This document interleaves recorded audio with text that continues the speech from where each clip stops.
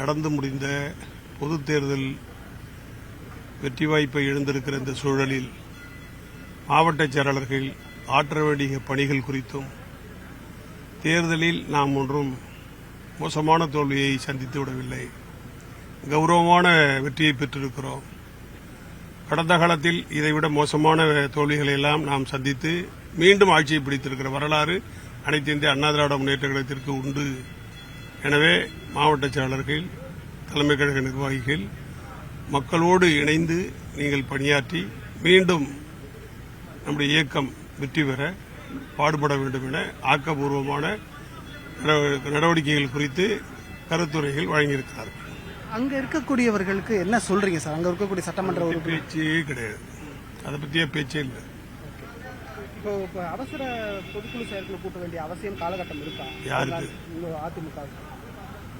அதாவது அனைத்து இந்திய அண்ணா திராவிட முன்னேற்ற கழகத்தினுடைய சட்டத்திட்ட விதிகளின்படி 6 மாதத்திற்கு ஒரு முறை செயற்குழு கூட்டமும் ஆண்டுக்கு ஒரு முறை, குறைந்தது ஆண்டுக்கு ஒரு முறை பொதுக்குழுவும் கூட்டப்பட வேண்டும் என்பது சட்ட விதிகள் சொல்லியிருக்கிற ஒன்று. அதுபடி நடக்கும்.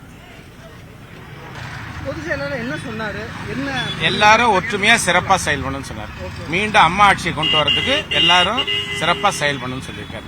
சிறப்பு பொதுக்குழு கூட்டணும்னு ஒரு டிமாண்ட் வைக்கிறாங்க, அதுக்கு வாய்ப்பு இருக்கா? சாதகம் இருக்கா? அதுக்கு வாய்ப்பு இல்லை. பொதுச் செயலாளர் எடுக்கிற முடிவு தான் இறுதியான முடிவு. இப்போ சபாநாயகருடைய அந்த முடிவு இன்னும் தள்ளி போயிருக்கு, என்ன பண்றது? அவருக்கு அந்த பிரீத்திங் டைம்னு ஒன்று இருக்கு, அதுக்காக வெயிட் பண்ணாரு.